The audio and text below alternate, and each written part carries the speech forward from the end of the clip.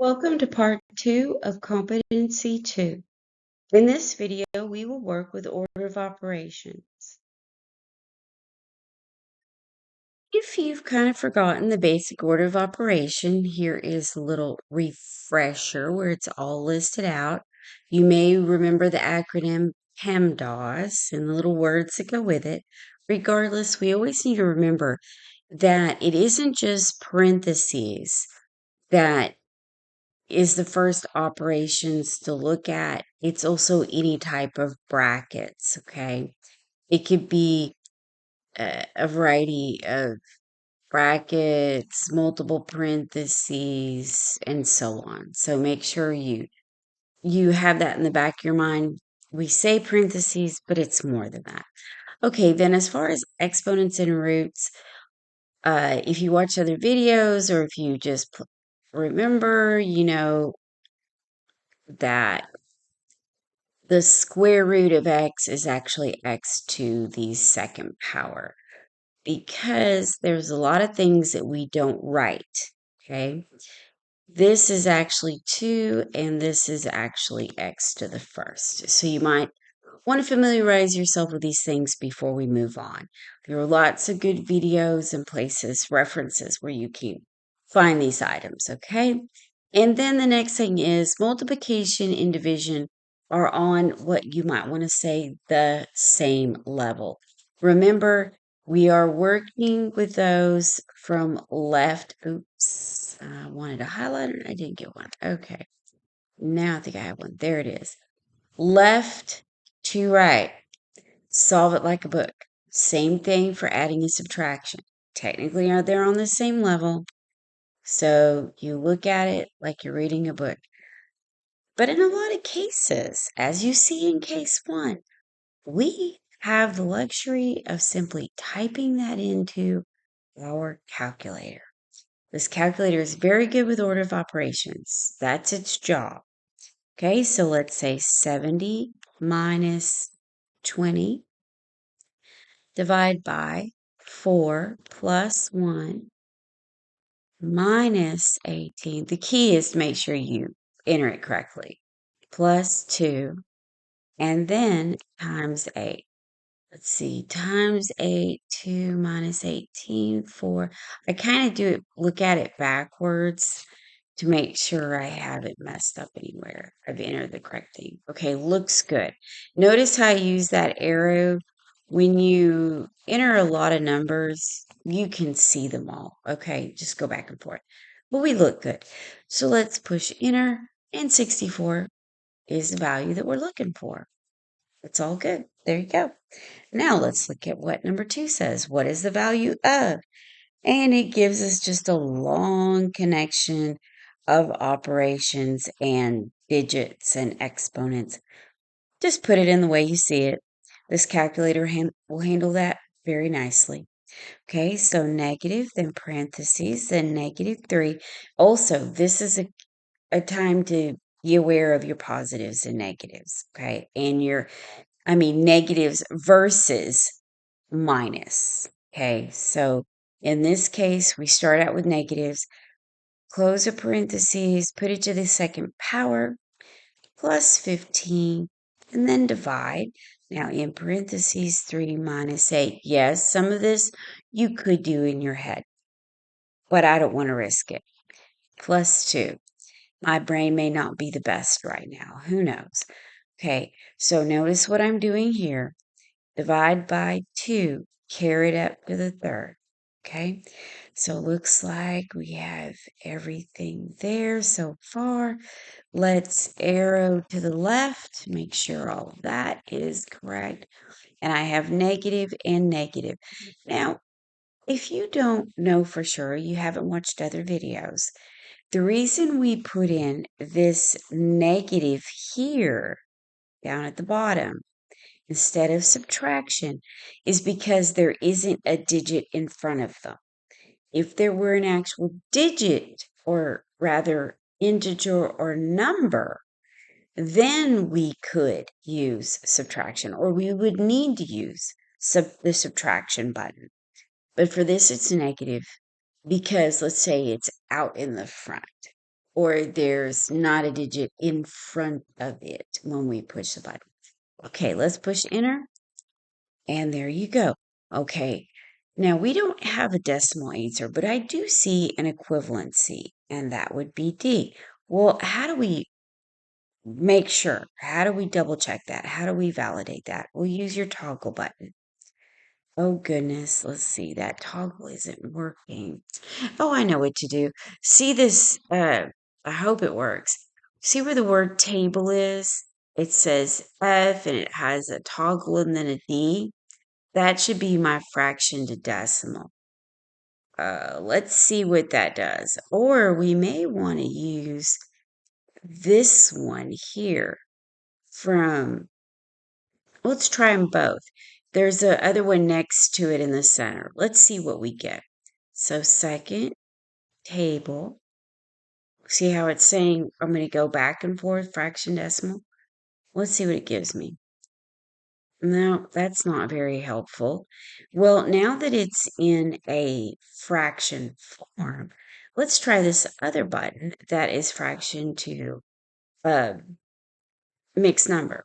Second, see the button I push? Okay. Now see where it shows like change to mixed number? I push enter. There it is. Okay. There's always some kind of button you can push usually for that, as far as going from fractions to decimals and mixed numbers from improper fractions. Okay, so we have verified that. Let's go to number 3. Number 3, Mr. Adams sold tomatoes at a local market over a 2-week period. Okay, now they give us the details of the market. He sold 4 4/5 pounds of tomatoes each of 3 days during the first week, and then he sold 5.6 pounds of tomatoes each of the 4 days during the second week. How many pounds of tomatoes did Mr. Adams sell during the 2-week period? Okay, yeah, we could do this problem in steps, like in our calculator, but that's not the point of it. Well, we know that the first week, the first thing happening was 4 4/5 times the 3 days. And then we know on the second week, we have 5.6 times 4 days. Okay. And we have to add those together to get the total. So really, honestly, what we're looking at here is 4 4/5 times the 3 plus 5.6 times the 4. Okay, now you could put parentheses around things. But let's take a look to see if our calculator won't just read that order of operations for us. And actually, it does. This is one of the wonderful things of having a device, that you can use on your test. This is, amazing. So let's put that in. Now, we need a mixed number first. So that is above our fraction number. So second fraction, and we have 4, arrow over 4 over 5. Okay, arrow all the way out. Now let's go times the 3 plus 5.6 times, that was 4 days. Okay, and looks like we have like some kind of an outdoor market going on here. So he's not selling every day. Or maybe he wasn't able to come for the whole market each week.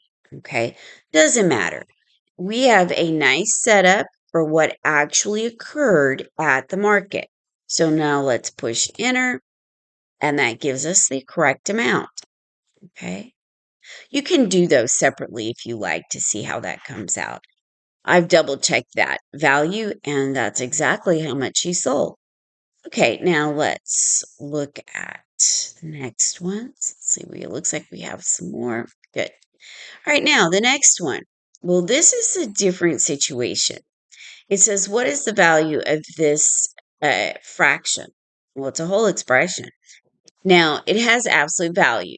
Now, note that those are just straight up and down bars. They're not brackets.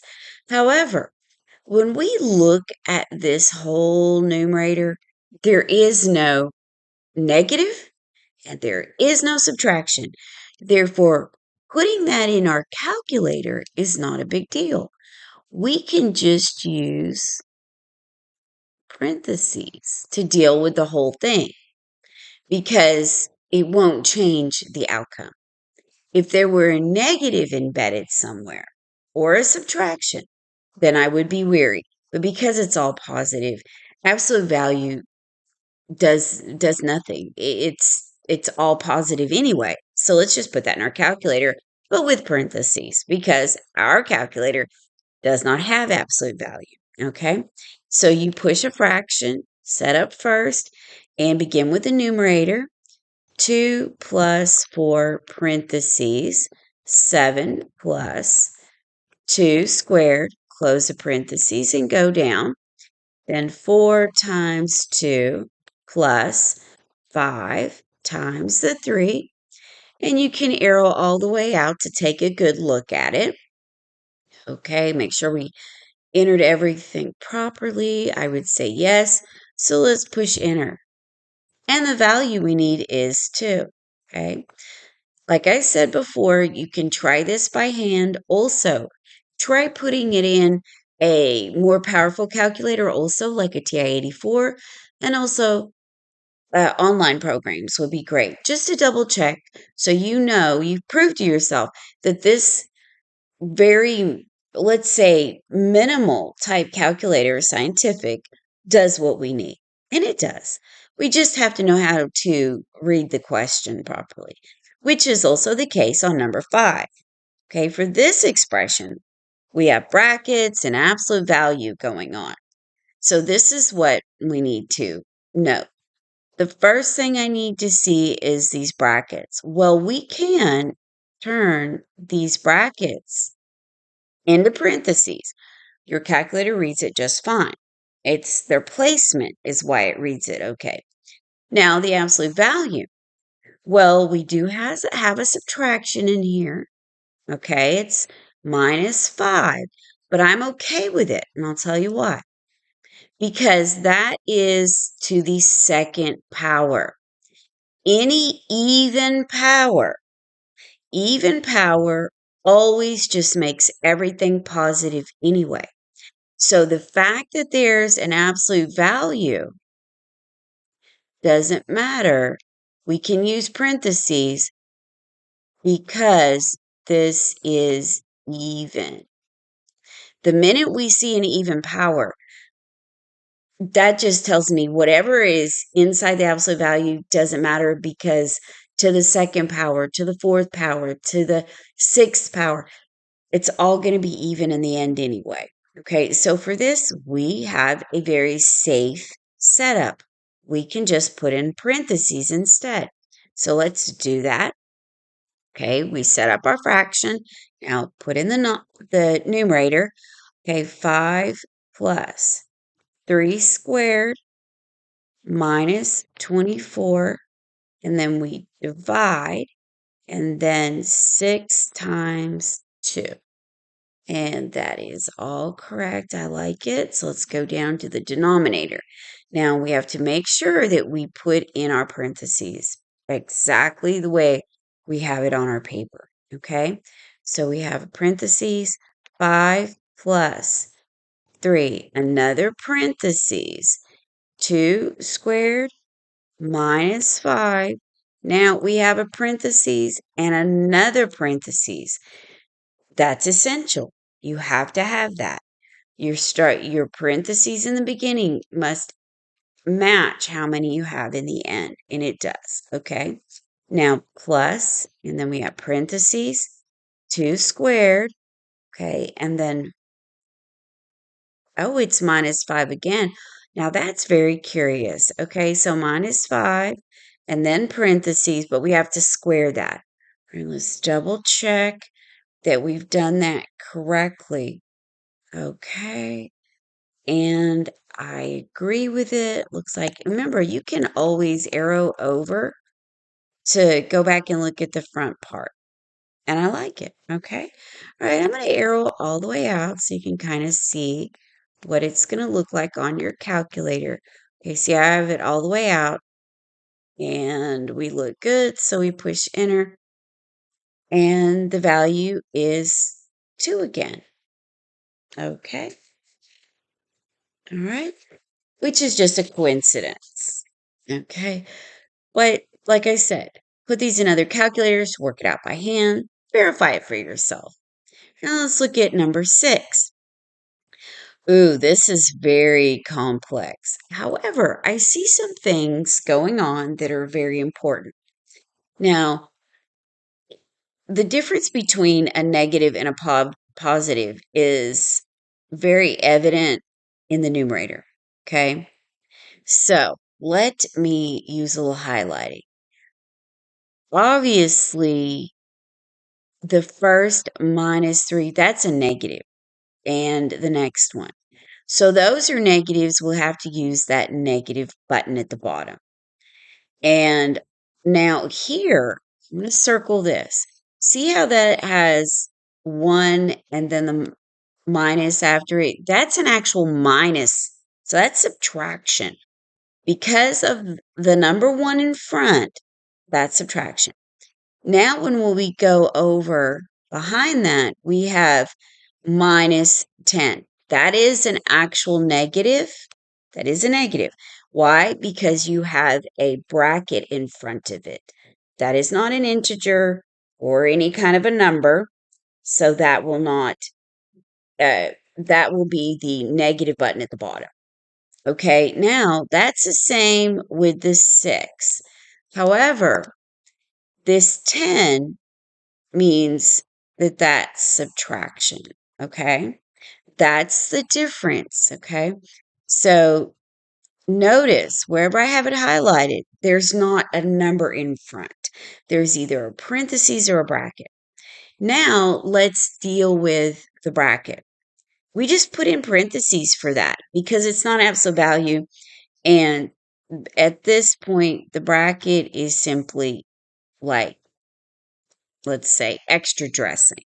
So as long as we use a parentheses where those are, precisely the way it's written, we'll be fine. Now, we go below to our denominator. Okay, where we have 4 plus 5, that we can use parentheses. Okay, so we'll use parentheses for those. Now let's go below that. Okay, let's look at that denominator.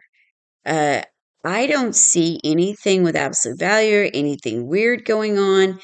In every one of the minuses, we use actual subtraction. So we don't have to type in negative for those.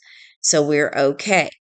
And then we just need to make sure that we arrow all the way over to do the plus 12.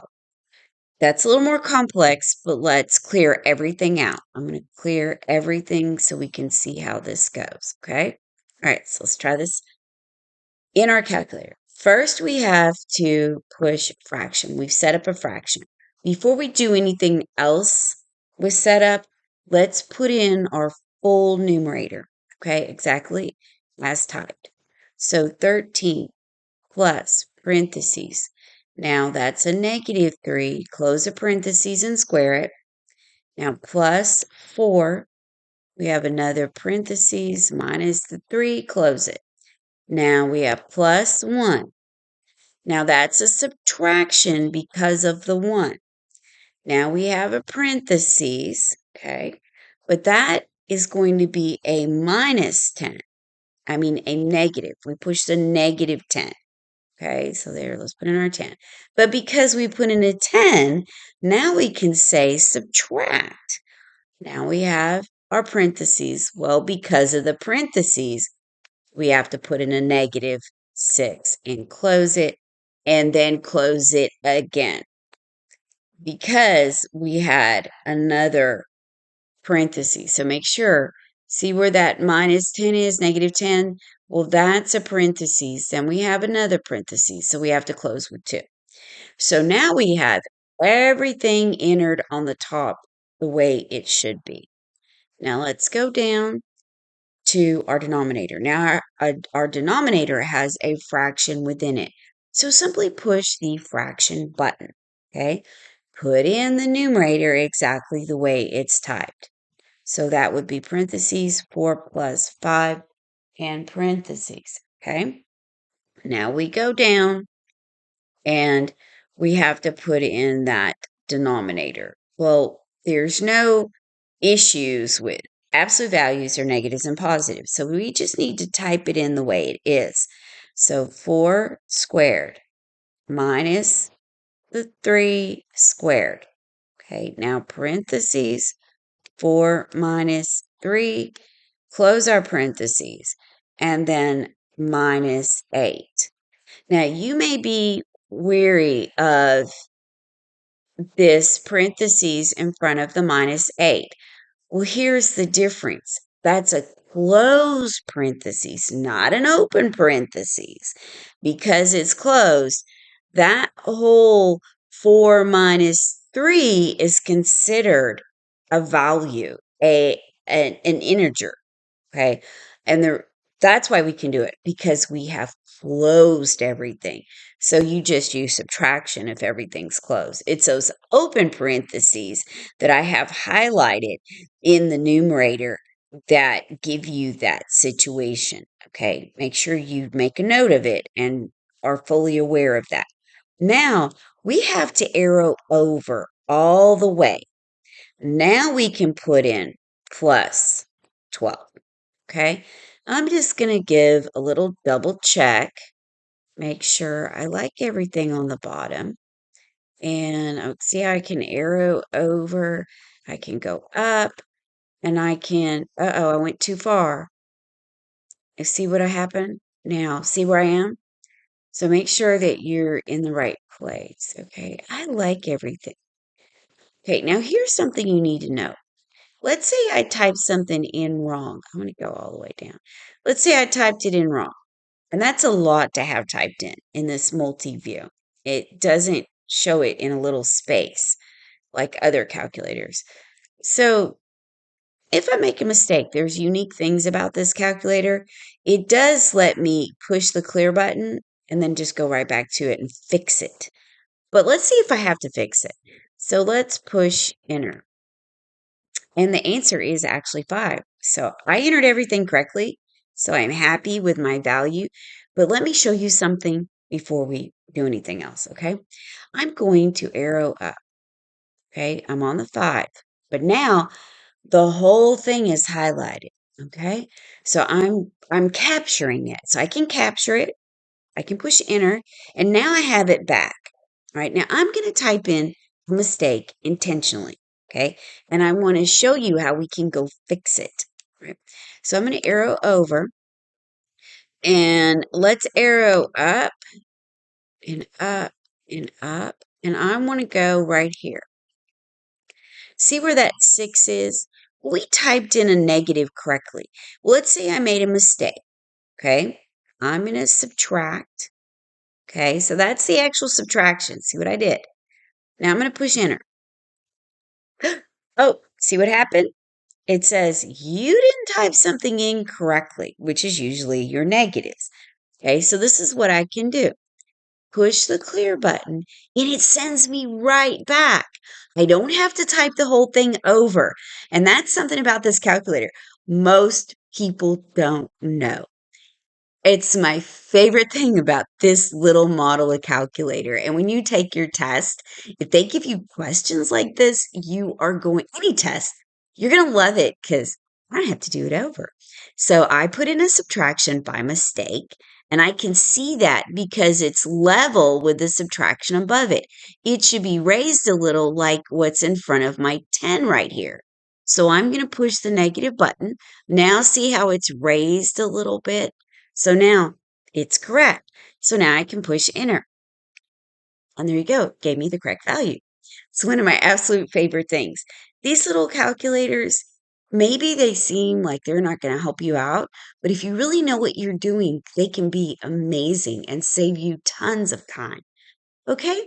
And this is the last question in this particular video. I hope you learned something about your calculator. I know that I love this little calculator and the family of calculator, even though it's not as fancy, let's say, as the TI-84. It is a fun little calculator. And guys, thank you so much for watching and subscribing and liking us. I really like all the extra likes we've been getting lately. You guys are the best. And our new subscribers, kudos to you. And you know what, guys? I wish every single one of you happy testing.